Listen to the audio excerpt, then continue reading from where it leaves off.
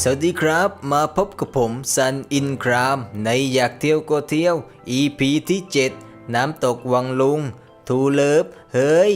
สองรักซึ่งอยู่ใกล้บ้านผมเองห่างประมาณ1 กิโล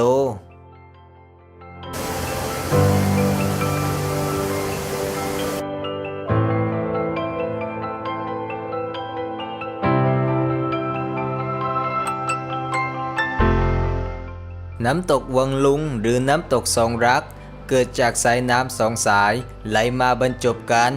ตั้งอยู่เชิงเขาหลวงหมู่บ้านวังลุงหมู่ที่ 6ตำบลทอนหงส์อำเภอพรหมคีรีจังหวัดนครศรีธรรมราชสำหรับการเดินทางตัวน้ำตกอยู่ห่างจากที่ทำการอำเภอประมาณ12 กิโลเมื่อมาจากตัวอำเภอพรหมคีรีมาถึงสี่แยกดอนคาให้เลี้ยวซ้ายไปทางถนนดอนคาวังลุงอีก6 กิโลก็จะถึงตัวน้ำตกถ้ามาจากอำเภอท่าสารามาถึงสี่แยกดอนคาให้ตรงไปและถ้ามาจากอำเภอนพิตามให้เลี้ยวขวาที่สี่แยก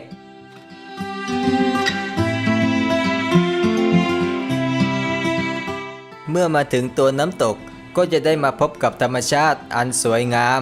น้ำเย็นสดชื่นสบาย